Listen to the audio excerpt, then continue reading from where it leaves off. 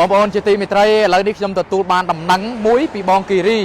ដែលបងប្អូនស្គាល់ហើយគឺជាអ្នកសារព័ត៌មានមួយរូបដែលតែងតែខ្វាយខ្វល់និងឈឺឆ្អាលនៅបញ្ហារបស់ប្រជាពលរដ្ឋជាពិសេសបញ្ហាផ្លូវនិងបញ្ហាខុសប្រក្រតីនៅរឿងផ្សារ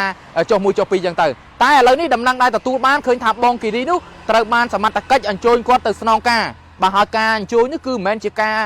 បញ្ចេញឬមួយក៏បញ្ជូនជាលិខិតអីទេគឺបញ្ជូននៅកងកម្លាំងមកធ្វើការពាត់ហើយក៏នាំខ្លួនរបស់បងគីរីទៅកន្លែងស្នងការនៅក្នុងថ្ងៃទី30ខែវិច្ឆិកាឆ្នាំ2025នេះផងដែរមិនដឹងថាតើមកទល់ពេលនេះវេលានេះបងគិរីនឹងទៅជាយ៉ាងណាហើយទេមានតែរងចាំដំណឹងពីអាដាមស្នងការនគរបាលខេត្តកំពតដើម្បីថាតើ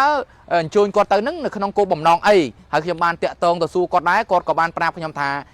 គាត់ដូចជាអត់មានខុសនៅបញ្ហាអីទេអ្វីដែលគាត់ធ្វើកន្លងមករាល់ថ្ងៃហ្នឹងនៅក្នុងខេត្តកំពតគឺធ្វើពាក់ព័ន្ធជាមួយនឹងផ្សព្វផ្សាយអំពីបញ្ហាដែលខុសប្រក្រតីនៅក្នុងផ្សារនៅខេត្តកំពតនៅក្នុង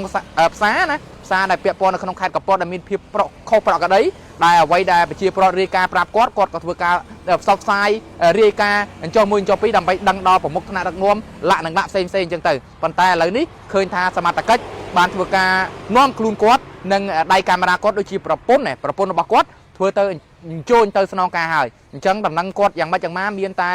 រងចាំអ៊ុតនឹងតាមដានទាំងអស់គ្នាជាមួយនឹងខ្ញុំបាទមាសសារ៉ារហ័សនាមមាត់រហ័សសម្ដីត្រង់អ្វីដែលយើងចង់ឃើញអ្វីដែលយើងចង់បាននៅពេលនេះគឺចង់បាននៅដំណឹងរបស់គាត់ថាតើបន្ទាប់ពីការនាំខ្លួនគាត់ទៅតើដំណឹងគាត់ហ្នឹងយ៉ាងម៉េចដែរតើលទ្ធផលនៃការនាំទៅហ្នឹងអំពីរឿងអីបញ្ហាអីយើងចង់ដឹងតែប៉ុណ្្នឹងឯងដោយសារតែមកទល់ពេលនេះយើងមិនទាន់បានដំណឹងគាត់មកវិញទេដោយសារតែទើបតែនឹងឃើញការផុសអំពី page របស់គាត់នៅពេលវេលាម៉ោងប្រហែលប្រហែលជា20ទៅ30នាទីមុននេះតែប៉ុណ្ណោះបងប្អូនជាទីមេត្រីខ្ញុំសូមស្នើសុំទៅដល់អាដាមស្នងការខេត្តកំពតមេត្តាជួយបន្ធូរបន្ថយផងប្រសិនបើគាត់ខុសត្រង់ប្រការណាមួយព្រោះគាត់គឺជាមនុស្សម្នាក់បាទដែលតែងតែឈឺឆ្អាលនិងរវីរវល់នៅបញ្ហារបស់ប្រជាពលរដ្ឋមិនថានៅក្នុងខេត្តណាស្រុកណាទេឲ្យតែមានបញ្ហារបស់ប្រជាពលរដ្ឋទីនោះហើយគឺតែងតែមានវត្តមានរបស់គាត់អញ្ចឹងហើយខ្ញុំសង្ឃឹមថាបងគិរីដែលជាអ្នកសារព័ត៌មានដែលតែងតែឈឺឆ្អាលអំពីបញ្ហារបស់ប្រជាពលរដ្ឋនឹងមានសុវត្ថិភាពដើម្បីមកបន្តកិច្ចការងារយកព័ត៌មានជូនប្រជាពលរដ្ឋបន្តទៀតផងដែរខ្ញុំបាទមាសសារ៉ារហ័សនាមមាត់រហ័សសម្ដីត្រង់សូមលំអិតនិងរាយការណ៍នៅព័ត៌មាននេះជូនពុកម៉ែបងប្អូនតែប៉ុណ្្នឹងសិនបាទសូមអរគុណ